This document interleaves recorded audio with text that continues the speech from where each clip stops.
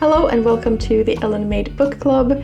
Today I want to talk about my most anticipated releases that are coming out in April 2025. I have 9 books on my list and I'm going to go through them in order of publication date, and then I have a few honorable mentions at the end. First up I have Heartwood by Amity Gaige. This is a mystery thriller suspense novel set in nature, and it follows a woman who is an experienced hiker who goes missing along the trail. The hiker is called Valerie and she's 42 years old. I think I read in a review that she used to be a nurse, and she is out in the wilderness by herself trying to survive and battle the elements, and while she's doing that she's also writing letters to her mother. So we get that perspective and those letters, I'm assuming. And then we also have the perspective of a state game warden who's called Beverly. She's at the heart of the investigation trying to find Valerie. And we also get the perspective of a bird watcher called Lena, who is in a retirement community and becomes an unexpected armchair detective. There also seems to be a question of whether Valerie's disappearance was an accident or intentional. I'm not exactly sure what intrigues me about this story because I'm not particularly interested in hiking or like nature writing or anything like that. But I think it's just the combination of these 3 women in very different sort of roles in their lives and roles in the story. And I just think this seems to be a very interesting blend of mystery and poetry and nature and soul and hope and survival. I just find it very interesting. It's an interesting mix. Let's move on to Happyland by Dolen Perkins-Valdez. This is historical fiction with a touch of fantasy. I'm not sure exactly how much of it is historical and how much is fantasy, but I know that it's based on real history at least. And it says, there once existed a land ruled by a king and queen, a community of formerly enslaved men and women inspired by African kingdoms. But freedom doesn't always last forever. I'm not sure if this is dual timeline or not, but at least one timeline seems to be set in present day. And we follow Nikki, who is summoned to North Carolina by her estranged grandmother, and her grandmother tells her a shocking story about her great-great-great-grandmother, Queen Luella. The description doesn't really tell us much about the plotline in present day, but it seems like Nikki has a lot of questions about their more recent past, but her grandmother isn't really answering them, and instead she's telling this story about Queen Luella and Happyland and the land that they stand on, which needs to be protected at all costs. I was definitely hooked by the cover for this one, but I think it sounds like a really interesting story, and it's a part of history that I am not very familiar with and would love to learn more about. And so yeah, I'm looking forward to reading this at some point. The next one I'm very intrigued by. It's a feminist speculative thriller, which is always going to be appealing to me. It's said to be a taut psychological drama about a CEO on maternity leave who goes missing after having become addicted to an experimental drug. And this is The Guilt Pill by Saumya. In this story we follow Maya Patel, who seems to have it all. She has a startup, she's an influencer, she has a doting husband, a new baby. But behind closed doors, she's drowning. Having a newborn baby is taking a toll on her marriage. Her best friend won't return her calls, and her company is hanging on by a thread. And in her eyes, all of this is her fault. And so if she could only have been a better wife, a better daughter, a better friend, a better boss, maybe things would have been different and she wouldn't feel so guilty all the time. And then she meets girl boss Liz Anderson, who introduces Maya to an experimental pill called the Guilt Pill that erases female guilt. And this is supposed to be the perfect antidote to self-blame and imposter syndrome. But for Maya to truly have it all, she has to be willing to risk it all. And it says that it's a feminist exploration of motherhood, race, ambition, and how the world treats women who dare to go after everything they want. I don't think I have to say anymore. I think this sounds great. The next one also deals with some experimental psychology, and this is The 7 O'Clock Club by Amelia, Ireland. This is a contemporary debut with magical realism that is said to be surprising and heartfelt, and I think it sounds very intriguing.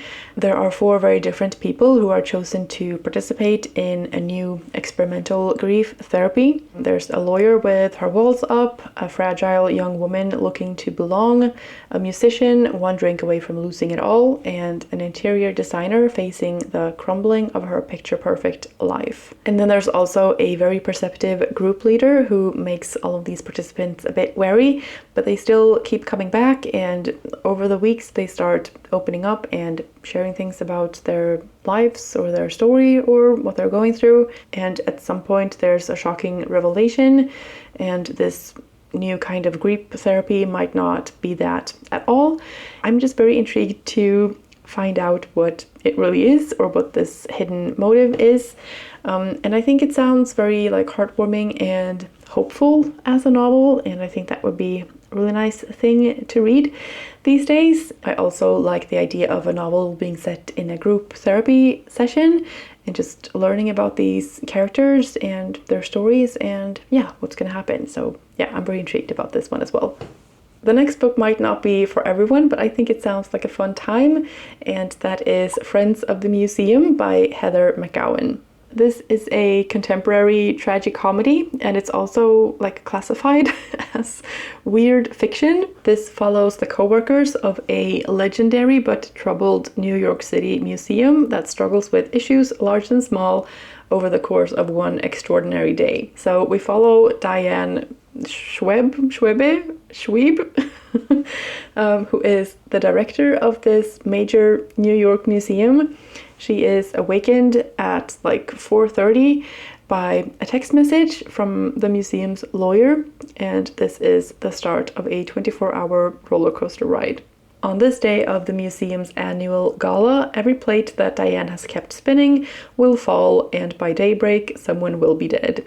There seems to be a lot of different characters and a lot of things going on and lots of events and plot lines and just a bit of chaos. I think this is going to be a hard one to follow. It's not going to be like an easy story necessarily to understand what's happening all the time, but like if you persevere, I think it might be worth it. I don't know. I just think it sounds like a very fun premise. There's also this clash of a museum, which is supposed to be a bit like stiff and boring, or like very proper and organized and quiet, and just like throw in all of this chaos into it. Yeah, I just think that sounds like something I would enjoy. Moving on to something a bit more grim, and this is inspired by a true story, so if true crime is not your thing, you can just skip ahead to the next book on this list.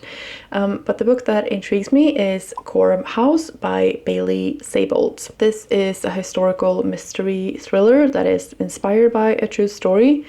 So Coram House was an orphanage on the shore of a lake, and one day in 1968, a 9-year-old boy called Tommy disappeared from there and was never found again. Some say there was a nun who drowned him, some say he ran away, and others say he never existed at all. And in the novel we follow a true crime writer called Alex, who is struggling a bit and needs a fresh start, and she's asked to ghostwrite a story about this orphanage and the abuse that took place there.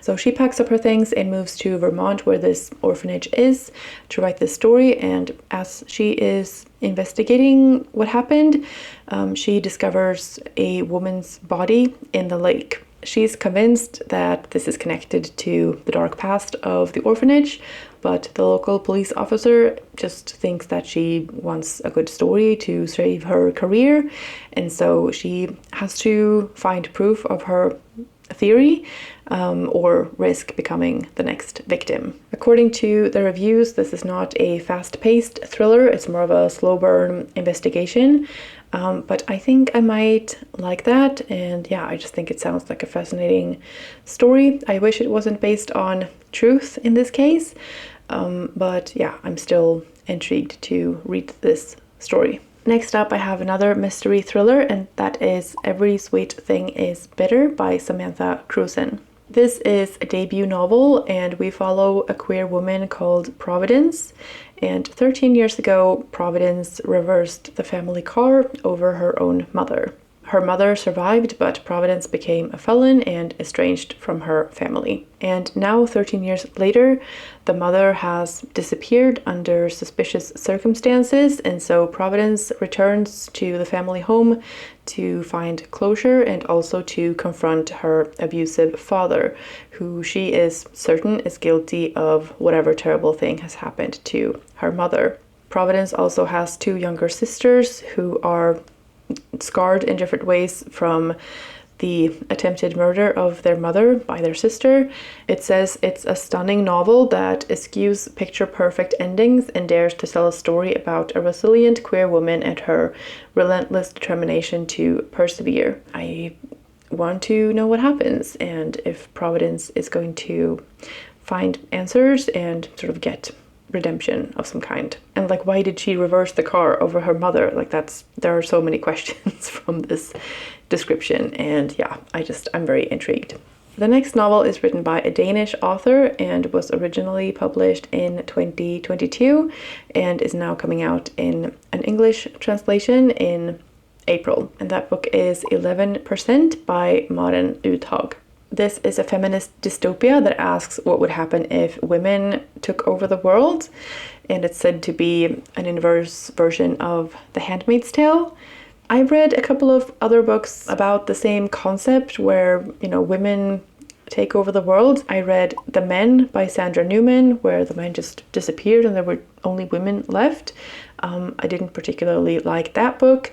And then last year I read The Power by Naomi Alderman, and I hated that book so much, but I'm still intrigued and I still want to find a book that I like. I'm not sure if this is it. I'm not sure if this book is for me at all. Based on the reviews, it's described as weird, brutal, and disgusting. I'm not sure if that's for me. The 11% thing refers to the fact that they are keeping 11% of the men, or they are keeping the population of men to 11% of the total population. They are keeping very few men alive for pleasure and for reproductive purposes.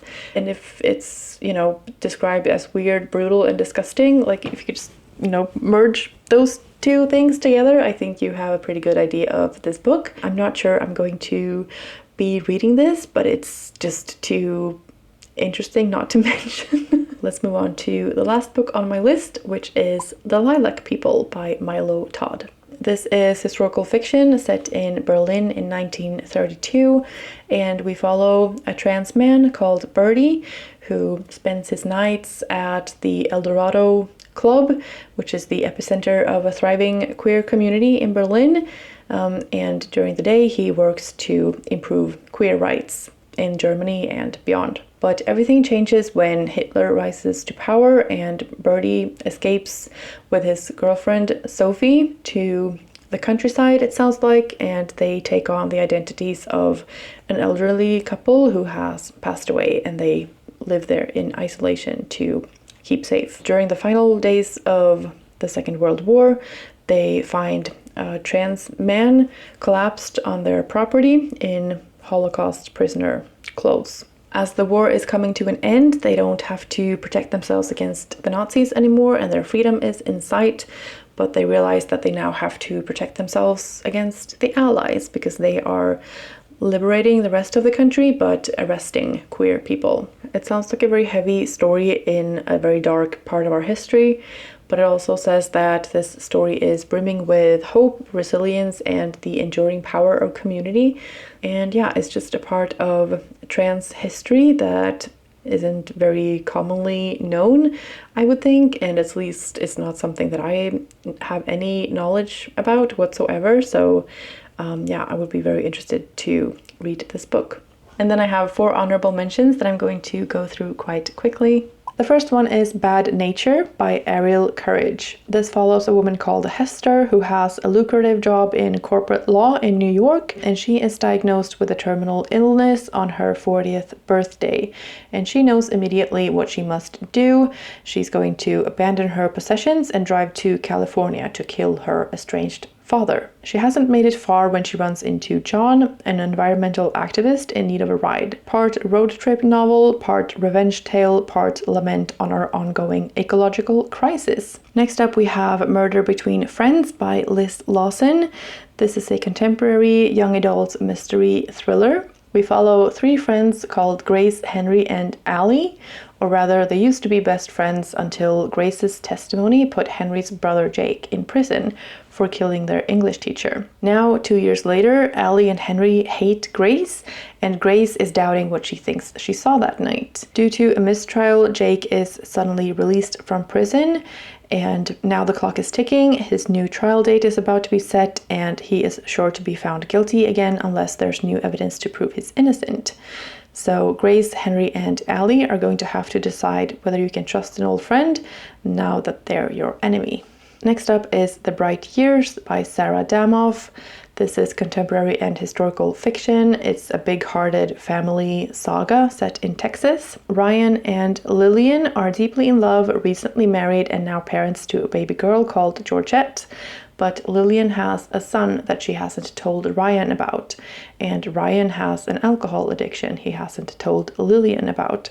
So Georgette comes of age watching their marriage rise and fall. Years later, Lillian's son comes searching for his birth family, and Georgette must return to her roots and unearth her family's history.